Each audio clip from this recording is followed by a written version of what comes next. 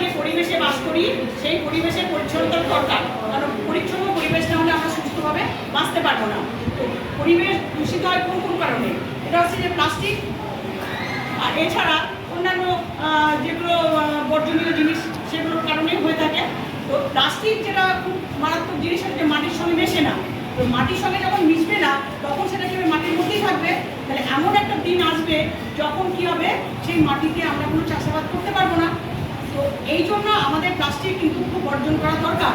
শুধু তাই নয়, প্লাস্টিক যেটা আমরা যে সিঙ্গেল ইউজ যেটা আমরা করি সেইগুলো কি হয়, আমরা যত্রতত্র ফেলে দিই। তার ফলে হচ্ছে সেগুলো জমে যায় এবং দূষণ ছড়ায়।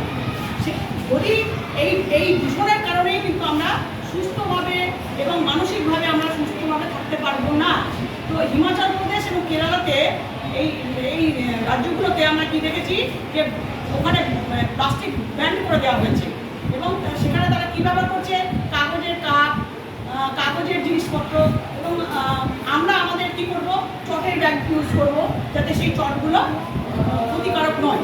আমরা প্লাস্টিকের বোতল ব্যবহার করবো না, প্লাস্টিকের কোনো জিনিসপত্র আমরা কিন্তু ব্যবহার করবো না, কারণ আগামী দিনে আমাদের এটা কিন্তু খুব ভবিষ্যৎ ক্ষতিকারক দিন।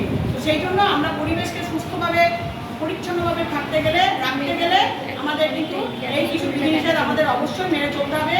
তাহলে আমরা সুস্থ থাকবো, আমাদের পরিবেশও সুস্থ থাকবে। এবং এইটা আমরা বিদ্যালয়ে কেন করছি, এটা হচ্ছে তোমরা এইখানে দিনের বেশিরভাগটা সময় কাটাও, এই পরিবেশটা যদি পরিচ্ছন্ন না থাকে তাহলে তোমরা অসুস্থ হয়ে পড়বে এবং তোমাদের মানসিক বিকাশও ঘটবে না, তোমরা ঠিক মতো পড়াশোনা করতে পারবে না। সেই জন্য তোমাদের কি কাজ, এটা হচ্ছে যে তোমরা প্লাস্টিক যা তোমরা যে ব্যবহার করো এগুলোকে এক জায়গায় জড়ো করে ডাস্টবিনের মধ্যে ফেলবে এবং রাজপথটাকে তোমরা পরিচ্ছন্ন রাখবে।